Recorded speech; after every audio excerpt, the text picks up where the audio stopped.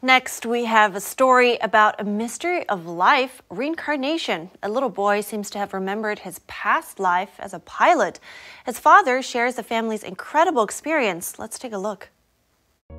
Andrea and Bruce Leininger, authors of Soul Survivor, were living what they thought was a normal 21st century American life. That's until their young son James started having unusual nightmares about a plane being shot down. The family started to worry and question how he knew so much about airplanes.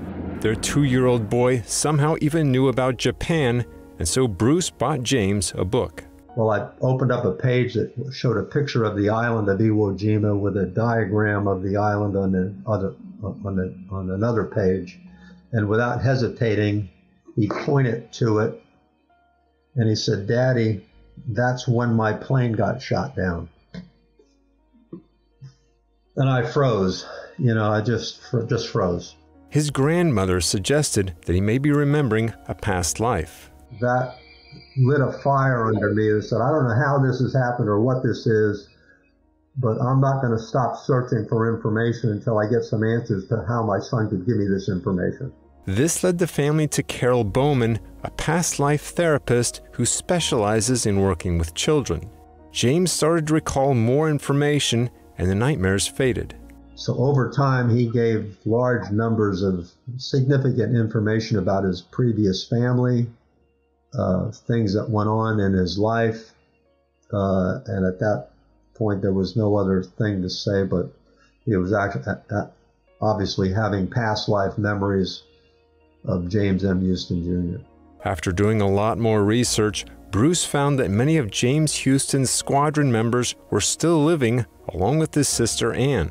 So young James got the chance to meet all these people, including his friend Jack, who he remembered by name. And at that reunion, James had the opportunity, 1, to meet Jack Larson, and 2, meet some of these other men, including several people that had been in the same squadron as Jim Houston. And he was palling around with these people. He was eating breakfast with them.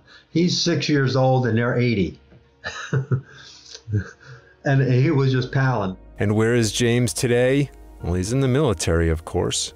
Looking back on his family's spiritual journey, Bruce Leininger has this to share. We don't have all the answers. We have to go on faith.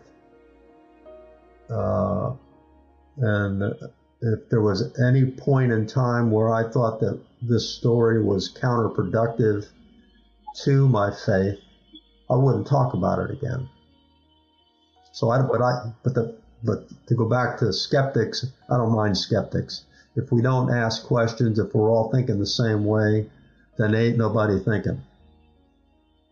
The differences of opinion, the diversity of opinion is the most important thing in my mind.